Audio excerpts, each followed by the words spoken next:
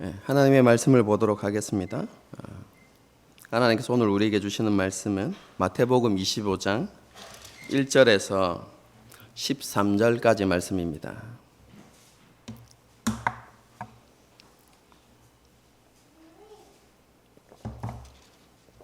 마태복음 25장 1절에서 13절까지 말씀입니다. 한 절씩 교독하시겠습니다. 제가 먼저 읽겠습니다. 그때의 천국은 마치 등을 들고 신랑을 맞으러 나간 10 처녀와 같다 하리니 미련한 자들은 등을 가지되 기름을 가지지 아니하고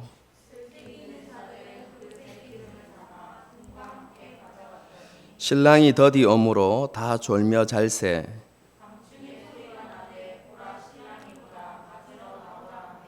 이에 그 처녀들이 다 일어나 등을 준비할세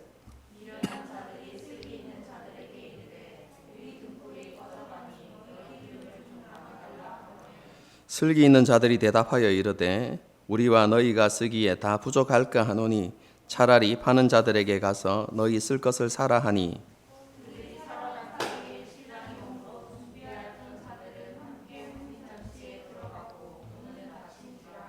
그 후에 남은 처녀들이 와서 이르되 주여 주여 우리에게 열어주소서.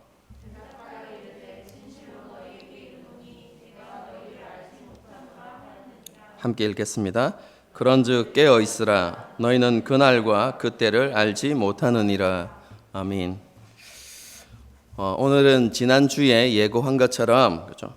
성경에서 말하는 종말이 무엇인가 그것에 대해서 잠시 살펴보고 그리고 오늘 우리가 읽은 열처녀 비유에 대해서 그리고 이 말씀이 주는 교훈에 대해서 그렇게 생각해 보도록 하겠습니다. 우리가 종말을 이야기할 때 그렇죠? 가장 먼저 드는 생각이 이겁니다. 도대체 언제가 종말인가? 그렇죠? 여러분 언제가 종말이죠?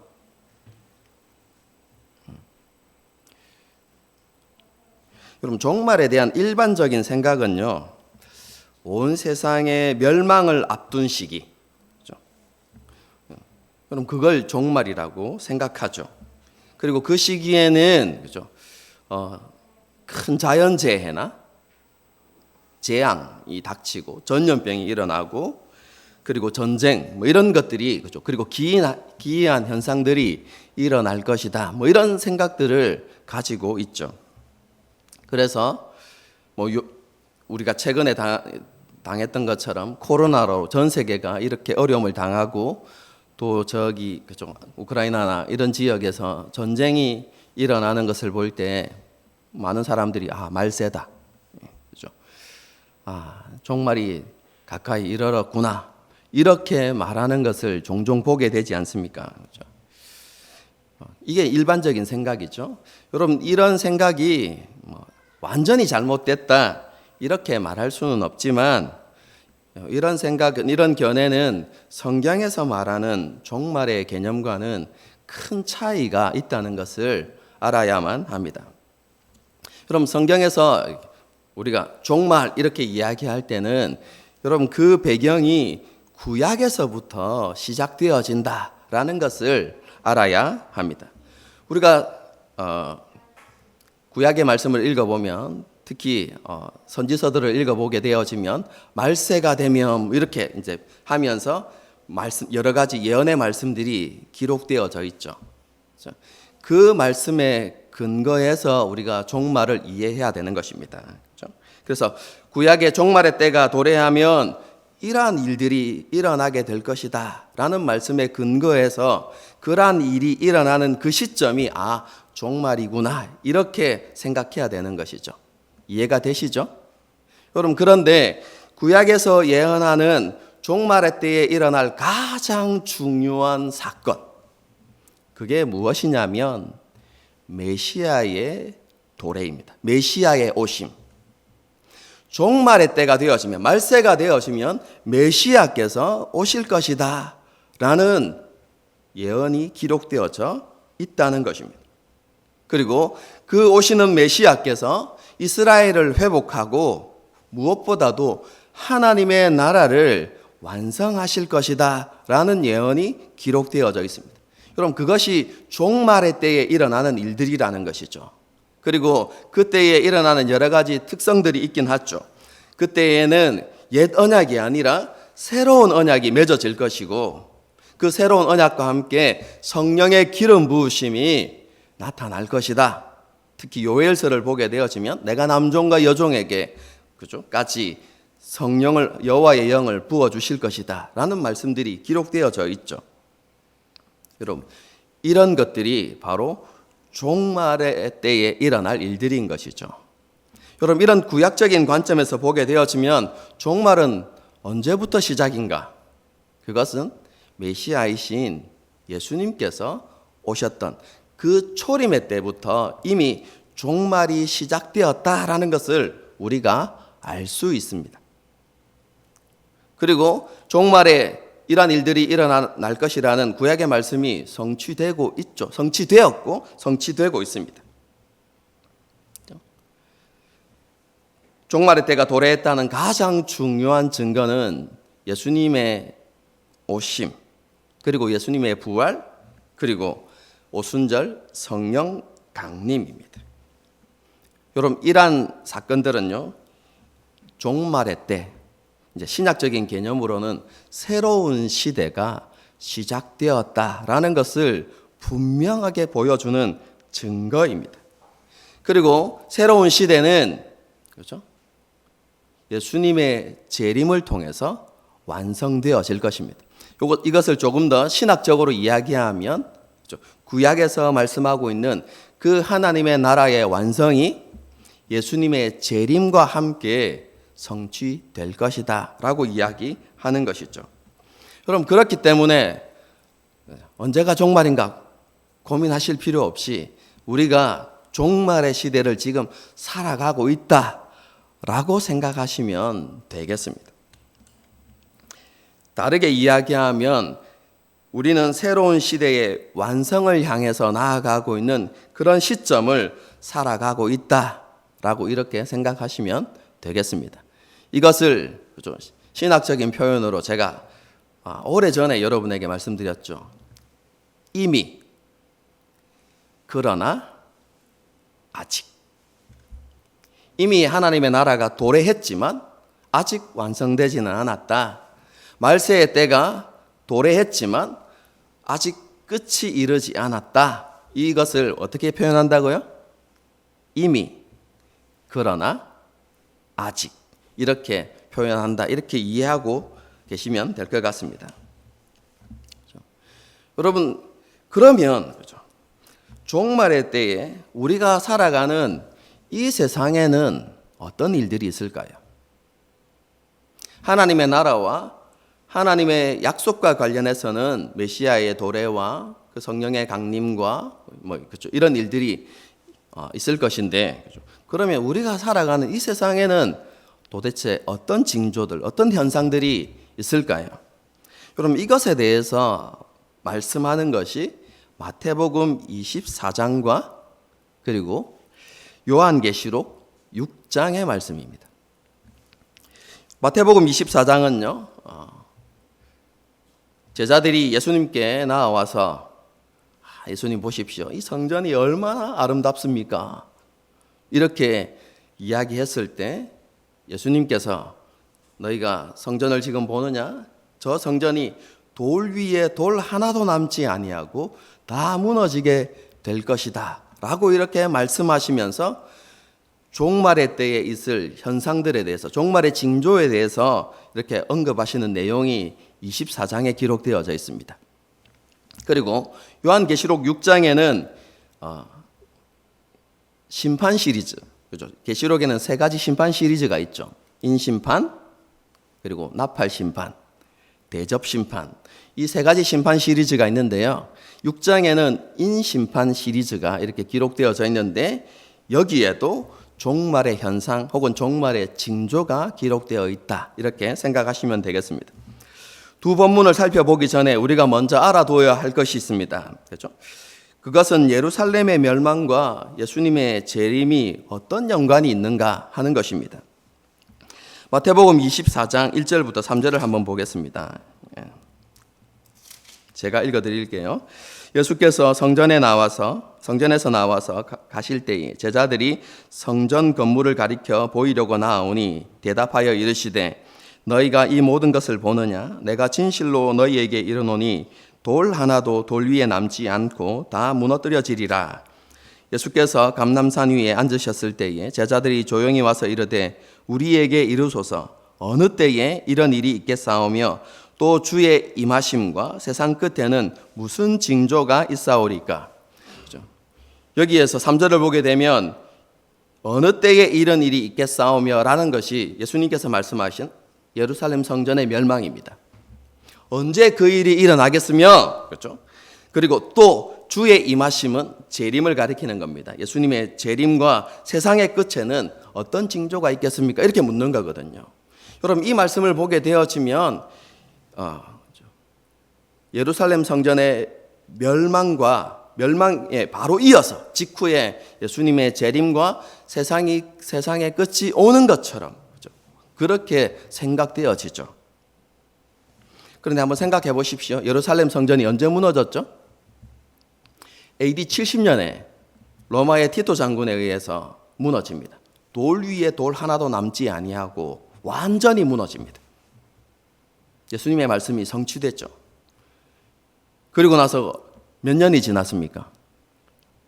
약 2000년의 세월이 지났어요.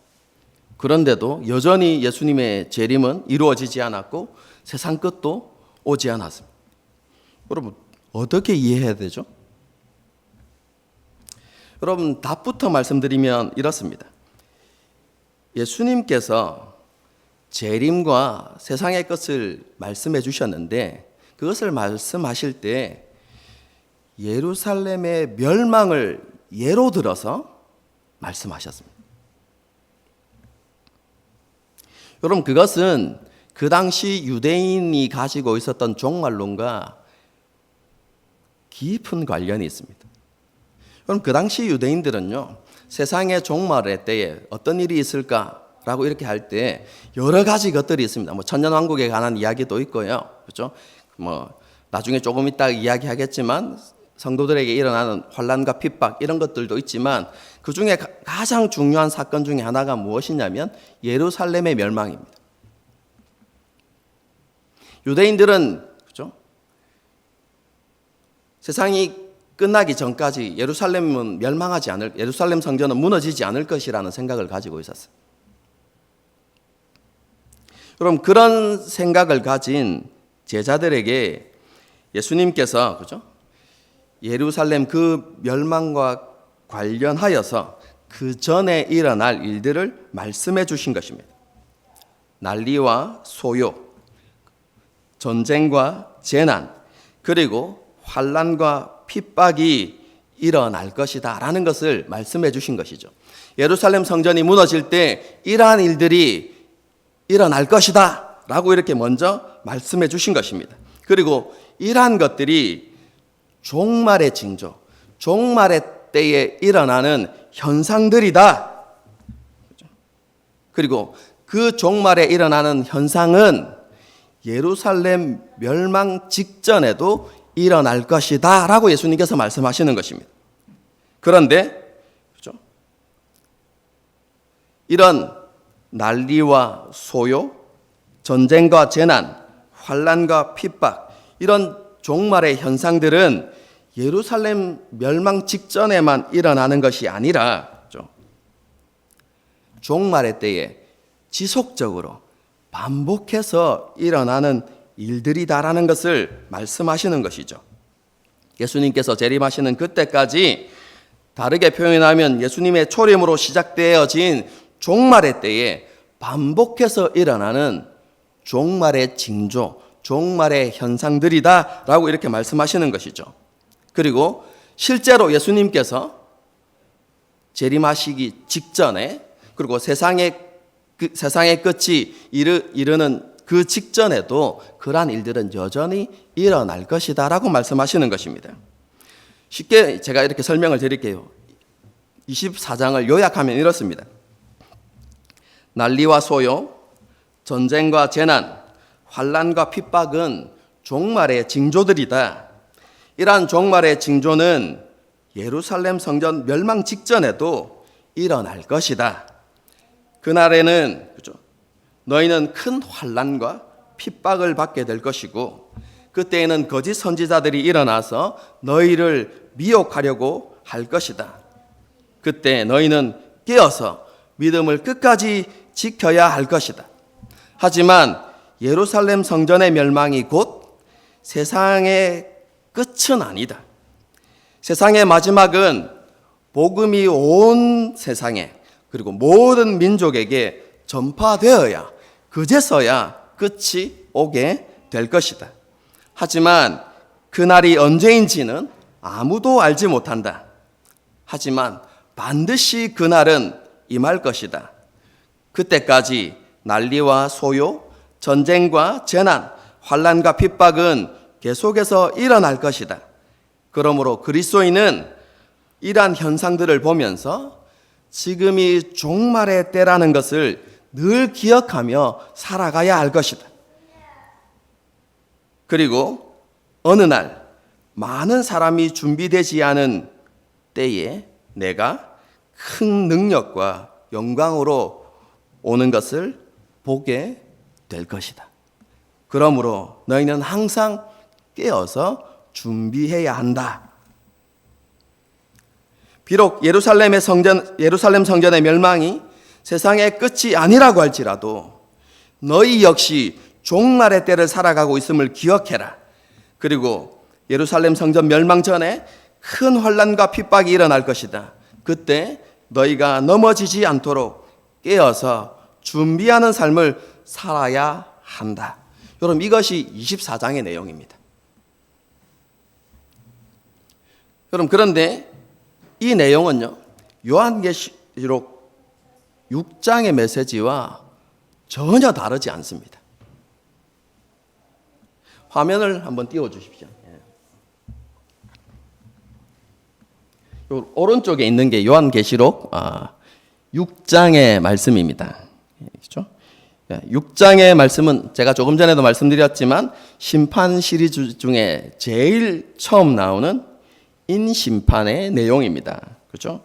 인심판이 어떤 내용이죠? 하나님의 오른손에, 그렇죠?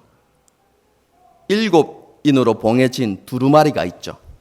그런데 그걸 예수님께서 취하시고 그 두루마기를 이제 여시죠. 근데 여실 때 어떻게 합니까?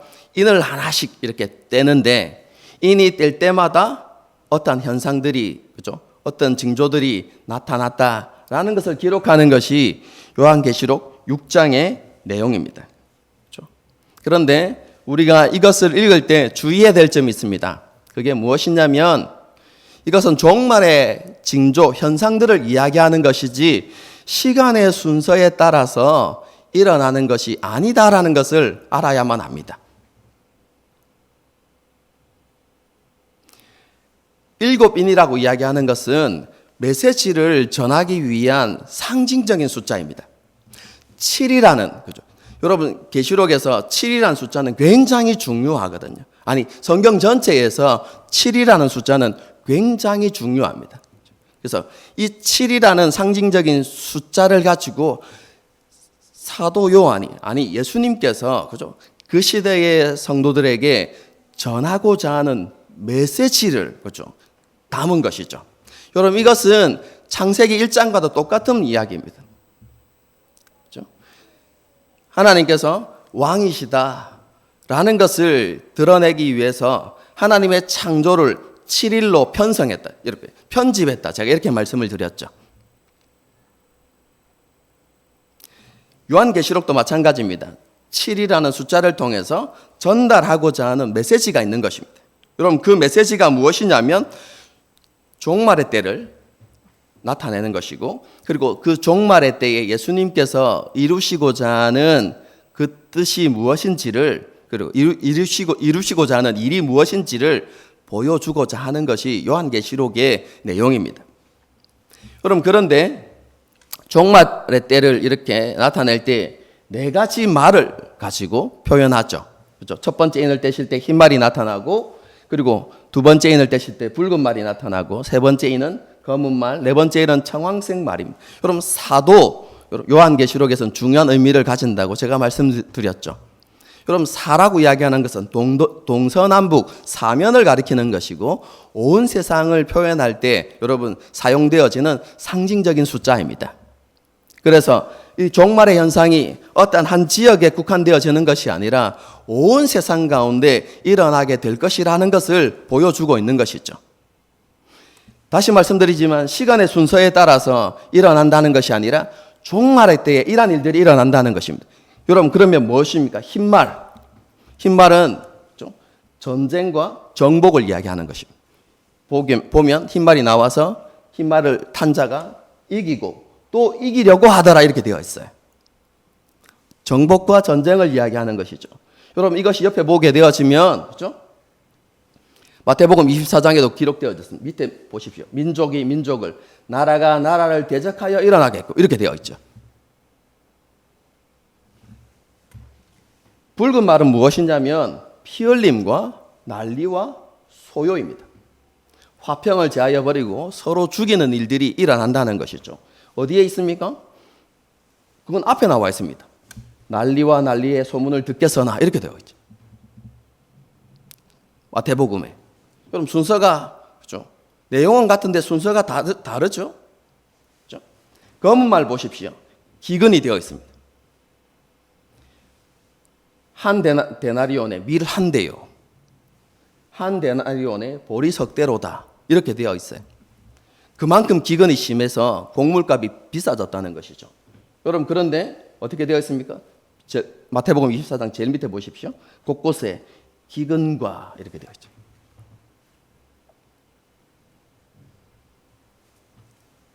청황색 말은 죽음을 상징하는 것입니다. 색깔 자체가. 그래서 기근과 전쟁으로 인한 황폐함을 드러내는 것인데요. 그 탄자의 이름은 사망이니 검과 흉령과 사망과 땅의 짐승으로서 죽이더라 이렇게 되어 있죠. 여러분 이것은 그냥 종말에 일어나는 현상들을 그냥 압축해서 이렇게 다시 한번 이야기한 것에 불과합니다. 여러분 마지막 때에 일어나는 현상들이라는 것이죠. 종말의 때에 일어나는 일들입니다. 여러분 그리고 난 다음에 보십시오. 다섯 번째 인을 보게 되어지면 인을 뗄 때 제단 아래에서 순교당한 순교자들이 예수님께 항변하는 장면이야. 우리 언제 원수 갚아줄 겁니까? 우리를 신원해 주십시오. 우리의 억울함을 풀어주십시오. 기도하는 장면이 나타나죠. 왜 순교했을까요? 핍박과 환난이 있었기 때문입니다. 그렇죠? 여러분 마태복음 24장도 똑같이 그것을 이야기합니다. 그때에 사람들이 너희를 환난에 넘겨주겠으며 너희를 죽이리니 너희가 내 이름 때문에 모든 민족에게 미움을 받으리라 이렇게 되어 있죠. 여러분 종말의 때에 뭐가 있다고요? 난리와 소요와 전쟁과 기근, 죽음 이런 것들이 여러분 종말의 때에 계속해서 일어날 것입니다. 그리고 그때에 항상 빠지지 않는 게 뭡니까? 하나님의 백성들을 향한 환난과 핍박들이 계속해서 일어나게 될 것입니다. 하지만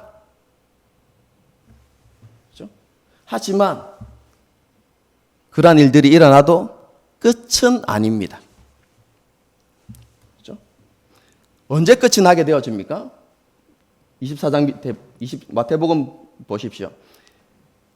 이 천국 복음이 모든 민족에게 증언되기 위하여 온 세상에 전파되리니 그제야 끝이 온다고 되어 있죠. 여러분 다섯째 인에도 그런 내용이 있습니다. 밑에 말씀을 보십시오. 아직 잠시 동안 쉬되 그렇죠? 그들의 동무종들과 형제들도 자기처럼 죽임을 당하여 그 수가 차기까지 하라 이렇게 됩니다. 이 말이 무슨 말이냐면 우리를 신원해 주십시오. 우리의 원수를 갚아 주십시오. 우리 억울함을 풀어 주십시오. 이제 하나님 그 일을 행하십시오. 심판을 행하십시오. 라고 이렇게 이야기하니까 예수님께서 뭐라고 이야기하냐면 아직 때가 되지 않았다. 잠시 동안 쉬어라. 언제까지 쉬어야 한다고요? 더 많은 순교자들이 일어날 때까지. 그 순교자의 수가 채워지기까지 기다려라 이렇게 말씀하시죠. 그때까지는 아직 때가 이르지 않았다 이렇게 말씀하시는 것이죠. 여러분 이것은 유대인의 종말론 중에 하나입니다. 유대인이 가지고 있었던 종말론. 여러분 유대인들은 종말과 관련하여서 가진 또 다른 생각 중에 하나가 무엇이냐면 마지막 때가 이르기 전까지 자신들 하나님의 백성들이 받아야 하는 고난의 분량이 있다고 생각했어요. 여러분 그것이 골로새서에 나타나죠. 여러분 사도 바울이 그리스도의 남은 고난이라고 표현하는 그 그리스도의 남은 고난이 바로 마지막 때가 이르기 전까지 그리스도인들이 받아야 하는 고난의 분량에 대해서 이야기하는 것입니다. 여러분 그런데 계시록에서는 그 고난의 분량을 뭐라고 표현했습니까? 순교자의 피가 채워질 때까지 이렇게 이야기하는 것이죠. 그때까지는 끝이 이르지 않는다는 것이죠. 언제 끝이 옵니까? 피가 채워지면. 여러분 그때가 언제일까요? 모든 민족에게 복음이 증거되었을 때. 여러분 복음을 증거하는 일에는 핍박과 환난이 여러분 다가올 수밖에, 여러분 찾아올 수밖에 없는 것이죠. 그래서 성도들이 핍박과 환난을 받게 되어집니다. 그리고 그 모든 핍박과 환난을 다 이겨내고 모든 민족에게, 온 세상에게 복음을 증거했을 때 그때 끝이 온다는 것입니다. 여러분 이렇게 비교해 보면, 그렇죠? 여러분 요한계시록이 뭡니까? 먼 미래에 일어날, 그죠? 우리가 알지 못하는 신비한 일들을 기록하고 있는 것이 아니라 종말의 때에 일어날 일들을 기록하고 있다는 것을 우리에게 보여주는 것이죠. 여러분, 그리고 이런 일들이 다 이루어지고 난 다음에 그제야 끝이 옵니다. 다음 장을 보십시오. 그죠?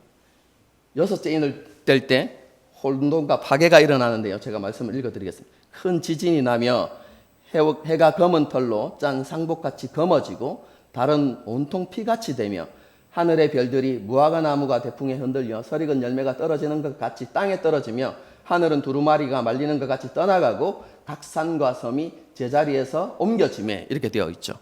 여러분 계시록 말씀과 똑같이 24장 마태복음 24장에도 기록되어 있습니다. 그 환난 후에 즉시 해가 어두워지며 달이 빛을 내지 아니하며 별들이 하늘에서 떨어지며 하늘의 권능들이 흔들리리라.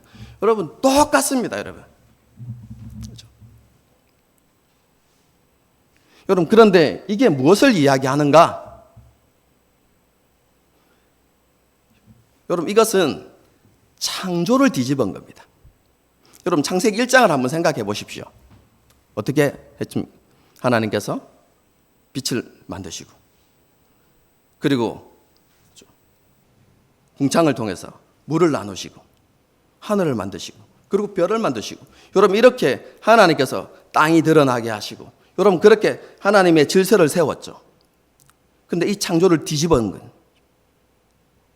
하나님께서 만드신 해와 달, 해와 달의 빛이 사라지고 하나님께서 별들을 하늘에 두셨는데 그 별들이 떨어지고 하나님께서 땅과 그죠? 섬들을 이렇게 드러나게 하셨는데 그것들이 다 사라지고 다 사라졌다는 말은 무슨 말입니까? 다시 물로 창세기 1장 2절에 온 세상이 물에 잠겨 있던 그때처럼 여러분 물로 다 덮여버렸다는 것이거든요. 창조를 뒤집은 것이죠. 여러분 창조는 뭡니까? 시작입니다. 그럼 창조를 뒤집은 시작을 뒤집으면 뭐죠? 시작의 반대말이 뭡니까? 끝이죠. 여러분 그래서 이것은 그렇죠? 창조를 뒤집어서 세상의 마지막이 여러분 세상의 끝이 이르렀다는 것을 보여주는 말씀입니다, 여러분. 이해가 되십니까?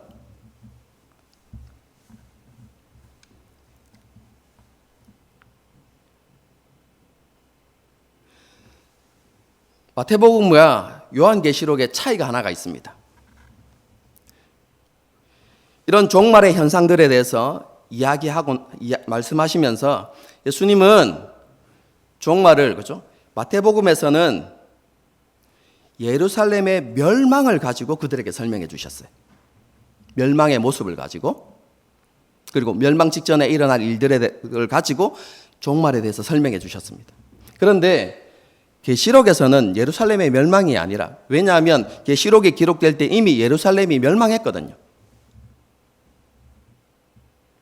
AD 90년에 기록되어졌는데요. 그래서 무너진 예루살렘 성전을 가지고 설명해 주시는 것이 아니라 로마 제국, 앞으로 다가올 로마 제국의 멸망을 가지고 마지막 때를 설명해 주시는 것입니다.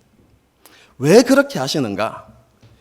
쉽게 설명드리면 제대로 이해하라고.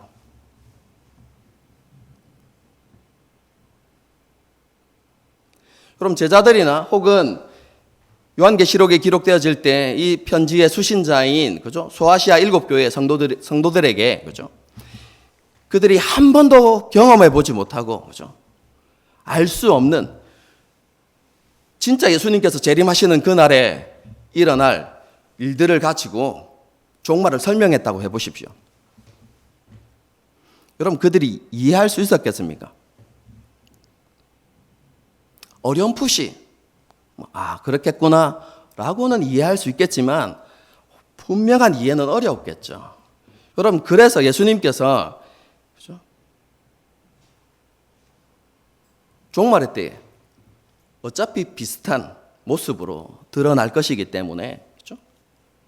유사한 모습으로 나타날 것이기 때문에 그들이 이미 과거에도 겪었고 조금 후에 겪게 되어질 예루살렘의 멸망을 가지고 그리고 로마의 멸망을 가지고 그렇죠? 예수님 마지막 때에 있을 일들을 설명해 주신 것입니다. 쉽게 이해하라고 그리고 확실하게 깨달으라고 그렇게 말씀해 주신 것이죠. 예수님께서 이렇게 종말의 때에 그렇죠? 그들이 이해할 수 있도록 말씀하신 이후에 결론을 내리시죠. 그날이 언제 이를지 모르기 때문에 그날은 도적같이 임할 것이기 때문에 너희는 깨어서 준비하는 삶을 살아가야 한다. 여러분 이것을 말씀하시는 것이죠. 여러분 이 마지막 교훈이 담겨 있는 말씀이 오늘 우리가 읽었던 열처녀 비유입니다. 이제 이거 끄셔도 됩니다.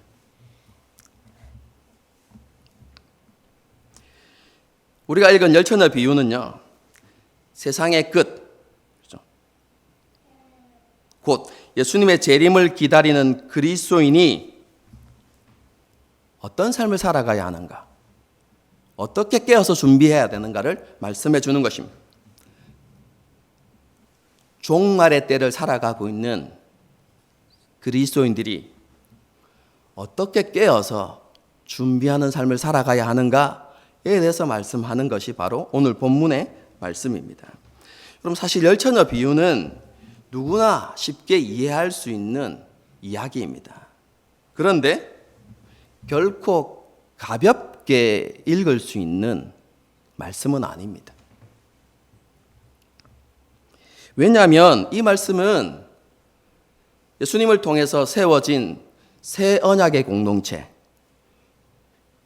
교회 안에 있는 구성원이라 할지라도 오늘날로 쉽게 이야기하면 교회 다니는 그렇죠? 교인이라고 할지라도 다 구원받는 것은 아니다. 하나님 나라의 혼인잔치에 들어갈 수 있는 것은 아니다라는 것을 말씀해 주고 있기 때문에 그렇습니다. 저는 우리 교회 모든 성도들에게 그죠? 이런 어리석은 일이 닥치지 않기를 바랍니다. 한 사람도 빠짐없이 다 그죠? 구원에 이르는 하나님 나라의 혼인잔치에 들어가는 은혜가 있기를 저는 기대하고 있고 또 그것을 위해서 말씀을 전하고 있습니다. 그죠? 그런데 성경이 분명히 말씀하는 것은 그죠? 교회 안에 있어도 구원받지 못할 자들이 있다 라는 것을 말씀하시는데요. 비유를 한번 보십시오. 열처녀가 나타나는데 몇 명이 구원받지 못합니까? 5.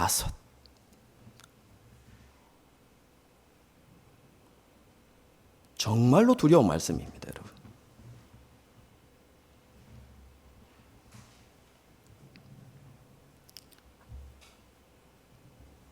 교회를 다니고 주일마다 이렇게 함께 예배를 드린다고 할지라도, 그렇죠? 그런 수고를 했다고 할지라도 하나님 나라에 들어가지 못할 수도 있다는 것이죠. 여러분, 하나님 나라에 들어가지 못하는 사람들이 누구입니까? 그것은 기름을 준비하지 못한 사람들입니다. 여러분, 이 말씀을 이해하기 위해서는 그 당시 유대인들의 결혼 문화를 알아야만 합니다.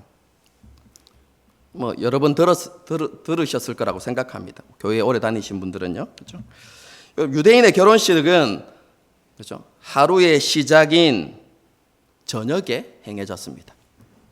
유대인의 하루의 개념은 우리와 다르다고 했죠. 그렇죠? 창세기에도 보면 저녁이 되고 아침이 되니 이렇게 되어 있죠. 그래서 유대인의 하루는 해가 지고 난 이후부터 시작합니다. 그리고 그 다음 날 해질 때까지가 하루의 개념입니다. 여러분, 그래서 유대인의 결혼식은 언제 행해졌는가? 하루의 시작인 저녁에 행해졌습니다. 그럼 이렇게 저녁이 되어지면 신랑이 이제 신부 집으로 향합니다. 신부의 집에 이렇게 가서 신부를 데려오려고 하는 것이죠. 여러분, 그런데 신부의 집에서 그냥 신부만 데려오는 것이 아니라 그곳에서 잔치가, 결혼 잔치가, 이렇게 결혼으로 인해서 기쁨의 잔치가 이렇게 벌어집니다. 그래서 그 가정의 형편에 따라 조금씩 다르지만 며칠씩 혹은 일주일이 넘도록 이렇게 잔치하는 경우도 있습니다. 어쨌든 간에 신부의 집에서 잔치를 하고 이제 잔치가 끝이 나면 신부를 데리고 다시 신랑 집에 가게 되죠. 자기 집으로. 그러면 신랑 집에서 다시 신부를 환영하면서 잔치를 며칠씩 혹은 일주일 이상 이렇게 벌이는 것이, 여러분, 그 당시 유대인들의, 여러분, 결혼 문화입니다. 여러분, 그런데 보십시오. 이 결혼 잔치가 언제 이루어진다고요? 해가 지고 어두워지고 난 다음에 신랑이 신부 집에 도착하면, 신부 집에 도착할 때쯤 되면 어둠이 진 것이죠. 여러분, 오늘날 같이 이렇게 조명이 발달한 시대가 아니기 때문에 해가 지면, 여러분, 그 시대는 암흑이죠. 깜깜합니다.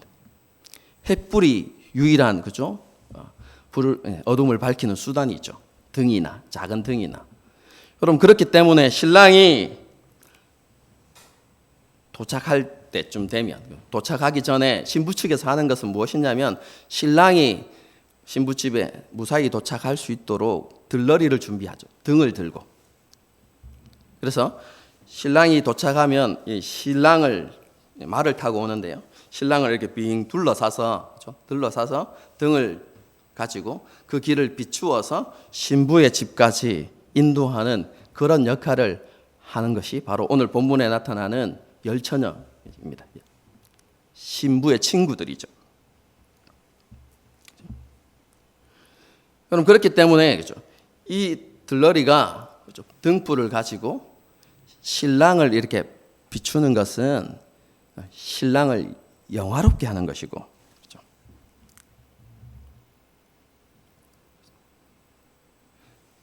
그에 대한 극진한 환영을 보여주는 행위가 되는 것입니다. 그럼 그렇기 때문에 들러리들이 해야 되는 일 중에 하나는 그 등불을 꺼트리지 않는 것입니다. 여러분, 그래서 등과 함께 뭘 준비해야 됩니까? 기름을 준비하는 것은 지극히 당연한 일입니다. 신랑이 언제 도착할지 모르기 때문에. 그런데 오늘 본문을 보게 되어지면 슬기로운 5 처녀는 기름을 준비했고 나머지 5 처녀는 어떤 이유인지 기록하고는 있지 않습니다. 그렇죠? 어떤 이유인지는 알 수 없지만 미련한 5 처녀는 기름을 등은 준비했지만 기름은 준비하지 않았다라고 말씀하고 있습니다. 신랑이 좀 일찍 도착했으면 아무런 문제가 일어나지 않았을 것입니다. 신랑이 더디 온 것입니다. 그래서 등불이 조금씩 꺼져가기 시작한 것이죠. 그런데 그때쯤 신랑이 도착한 것입니다. 그때 기름을 준비하지 못한, 그죠? 처녀들이 기름을 준비한 슬기로운 처녀들에게 기름을 좀 나누어 달라 이렇게 이야기합니다. 그죠? 이런 말씀을 들을 때마다 혹시 이렇게 생각하실 수도 있어요. 의리도 없이 좀 나눠주면 되지. 그렇죠? 여러분 그렇게 생각을 하면 결국엔 신랑까지 이어집니다. 신랑도 매장하지. 문 좀 열어주면 되지. 여러분 이렇게 생각하는 것은 그죠? 성경의 비유를 잘못 보는 것입니다. 여러분 비유의 핵심을 봐야 되죠. 지금 여러분 이 비유는 성도들 간의 의리 이걸 이야기하는 게 아닙니다, 여러분. 등과 함께 기름을 준비했느냐 안 했느냐 여러분 그것에 초점을 맞추는 것이지, 그죠? 성도들의 의리나 그죠? 신랑의 자비로움 여러분 그것에 대해서 이야기하려는 것이 아니다라는 것을 알아야만 합니다. 어쨌든 그죠? 이 미련한 처녀들이 기름을 좀 달라고 하니까 처녀들이 이렇게 이야기합니다. 우리의 등불도 지금 꺼져가고 있는데 그죠?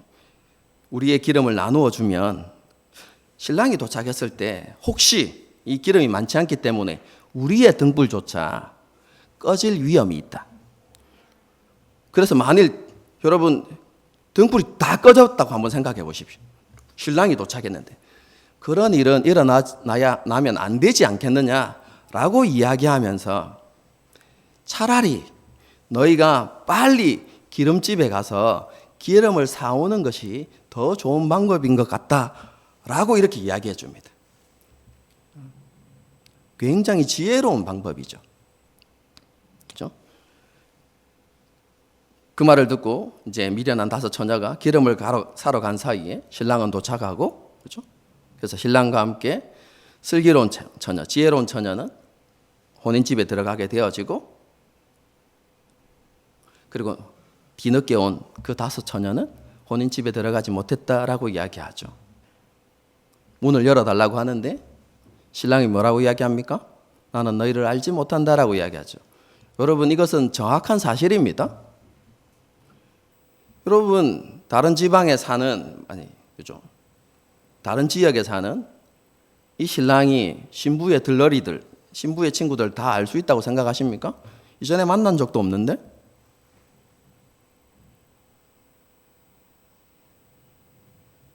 그죠? 언제 첫 만남입니까? 등불을 들고 신랑을 맞이할 때 처음 만나는 사람들인데요. 실제로 모르는 사람들인 것이죠. 알지 못한다라고 이야기하는 것이죠. 어쨌든 그렇게 해서 들어가지 못했다라는 이야기가 오늘 비유의 이야기입니다. 그렇죠? 그런데 이 비유의 핵심은 너무나 분명합니다. 등을 준비했지만 기름을 준비하지 못한 자는 혼인잔치에 들어가지 못한다는 것입니다. 이것은 예수님께서 재림하시는 그날에도 마찬가지입니다. 등이 있어도 기름을 준비하지 못한 자는 하나님 나라에 들어갈 수 없습니다. 여러분 그렇다면 여러분 준비해야 되는 기름이 도대체 무엇이겠습니까? 속 시원하게 답부터 말씀드리면 그 등은 뭘 하는 거라고 했습니까? 신랑을 비추는 것입니다. 그래서 기름을 준비한다는 것은 신랑 대신 예수님을 드러내는 삶을 이야기하는 것입니다.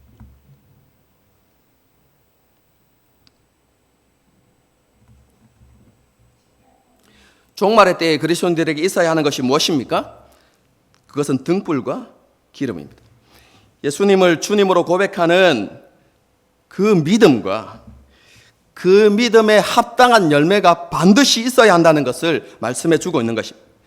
여러분 그 믿음에 합당한 열매가 무엇입니까? 그것은 자신의 말과 행동을 통해서 그리고 인간의 모든 관계 속에서 예수님, 신랑 대신 예수님을 드러내는 삶이 있어야만 그들이 하나님 나라에 들어갈 수 있다는 것입니다.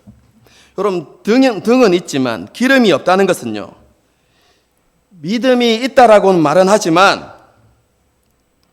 죽은 믿음을 가진, 여러분 야고보서에서 이야기하는 죽은 믿음을 가진 것을 이야기하는 것입니다. 예수님을 드러내는 삶이 없는 것, 믿음에 합당한 열매가 없는 것. 쉽게 이야기하면 세상을 살아가는데 세상 사람과 전혀 구별되지 않는 그런 삶을 살아가는 것. 여러분 지난 시간에 제가 설교한 내용을 가지고 이야기하면 노아 시대의 사람들처럼 살아가는 것.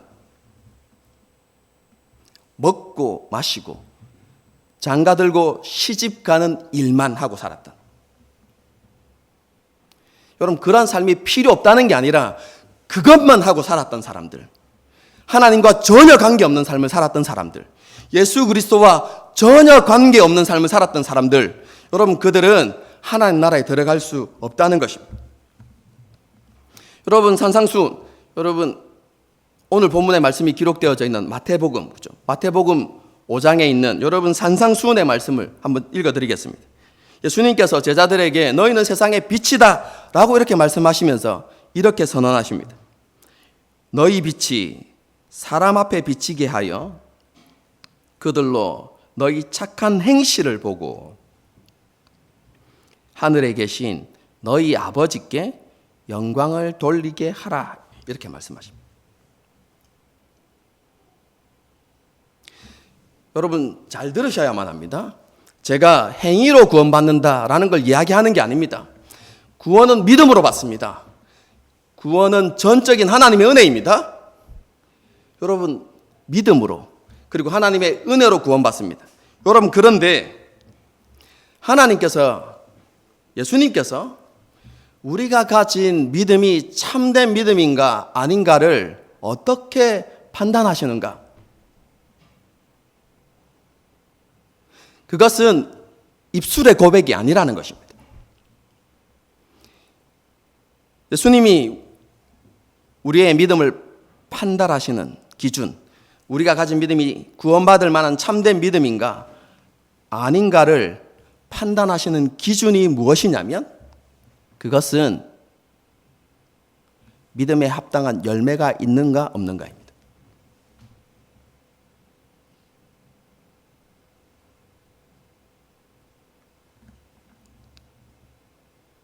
우리가 이 땅을 살아가면서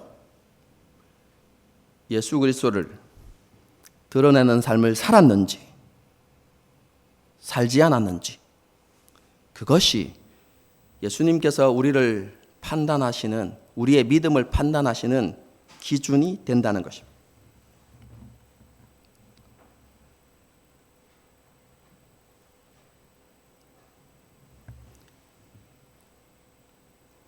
구원받은 하나님의 백성들은 참된 믿음을 가진 하나님의 백성들은 종말의 때를 살아가면서 자신을 통해서 예수님을 밝히 드러내고 예수님께서 자기 안에 살아계심을 세상 가운데 나타내며 살아가야 한다는 것이죠. 세상 사람들이 보고 그걸 알 수 있어야 한다는 것입니다. 여러분 세상 사람들이 우리의 삶을 보고 니하고 나하고 다른 게 뭐고 니도 교회 다니나 이렇게 니도 예수 믿나 라고 말한다면 여러분 그 사람은 구원받지 못한 것입니다.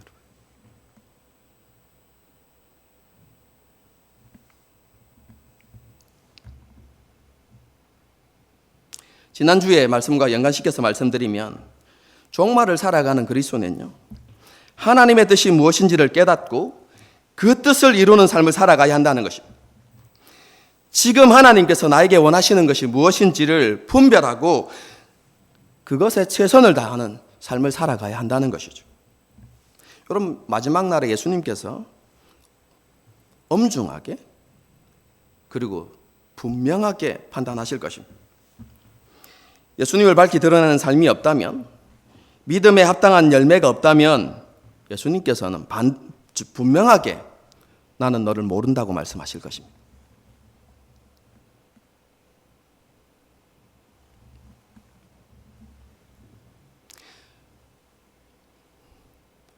하나님의 말씀 앞에서 우리를 합리화하기 위해서 말씀을 두리뭉실하게 그냥 은혜라는 말로 덮으려고 해서는 안 됩니다, 여러분.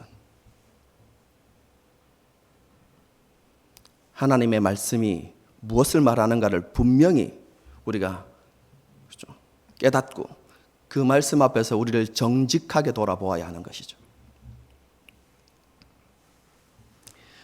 두렵고 떨림으로 우리 안에 있는 믿음이 참된 믿음인지를 돌아보아야만 합니다. 말과 행동, 다른 사람과의 관계 속에서 예수님을 밝히 드러내는 삶을 살아가고 계십니까?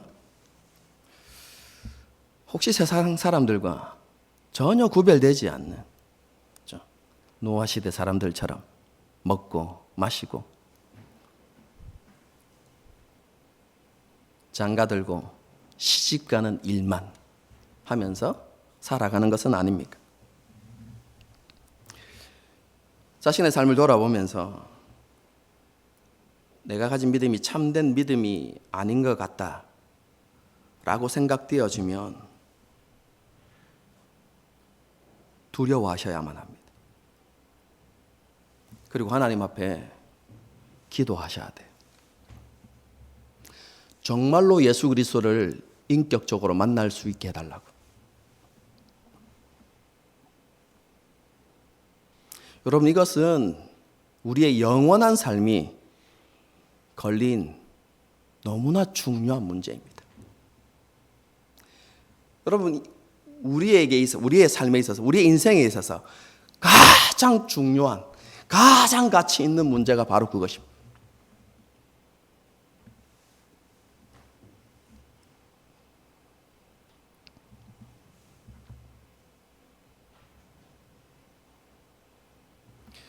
내 믿음은 참된 믿음인 것 같은데 그럼에도 불구하고 여전히 믿음의 열매들이 풍성하게 맺히지는 못하는 것 같다. 그러면 무엇이 우리의 삶을 그렇게 만들고 있는지 여러분 돌아보고 여러분 그것들을 내려놓고 하나님 앞에서 회개하고 돌이켜야만 합니다. 여러분 그게 다음에 한번 설교하겠지만 씨 뿌리는 비유가 나타나죠. 씨가 자랐는데 가시와 엉겅퀴가 여러분 열매 맺지 못하도록 여러분 그렇게 막고 있다면 열매를 맺지 못하는 것이죠. 그 가시와 엉겅퀴가 무엇인지 각 사람마다 다를 수 있습니다. 하지만 분명히 우리는 돌아보아야만 합니다.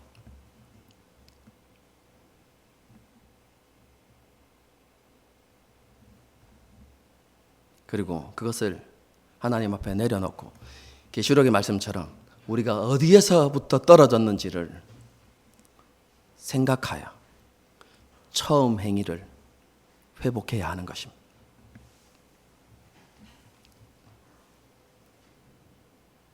이것이 오늘 본문이 우리에게 주시는 예수님의 교훈입니다. 저와 여러분이 종말의 때를 살아가고 있습니다. 여러분 우리를 향하여서 예수님께서 깨어서 준비하라고 말씀하십니다. 그날이 도적같이 이릅니다. 여러분 내 인생이 많이 남았다고 착각하지 마십시오. 오늘 저녁에라도 하나님 불러가시면 그냥 끝입니다, 여러분. 지금은 잠시 즐기다가 착각하지 마십시오. 즐기는 중에 하나님이 불러가시면 그럼 어떻게 하실 겁니까?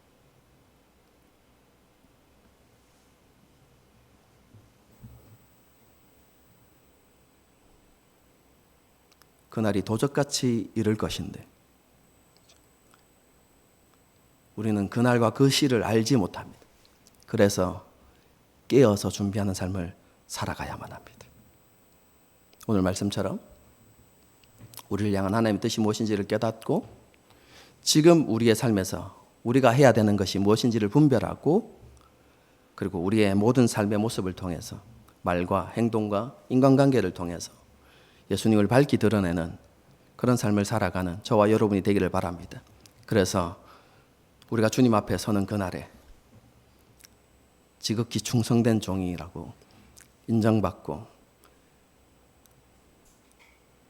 예수님께서 준비하신 그 혼인잔치에 들어가서 먹고 마시며 영원한 즐거움을 누리는 저와 여러분이 될 수 있기를 주님의 이름으로 축복합니다. 함께 찬양하고 기도하는 시간을 갖도록 하겠습니다. 그렇죠? 이 찬양의 가사에 보게 되어지면 하나님의 꿈이 나의 비전이 되고 예수님의 성품이 나의 인격이 되고 그렇죠? 성령의 능력이 나의 능력이 되길 원하고 바라고 기도합니다 라는 내용이 있습니다. 그렇죠? 여러분 이것이 정말로 우리의 소원이 되기를 바랍니다. 그렇죠? 그리고 이러한 믿음과 삶의 모습이 그렇죠? 함께 저도 회복되어지고 여러분들도 그렇게 회복하시기를 바랍니다. 함께 찬양하면서 결단하시겠습니다.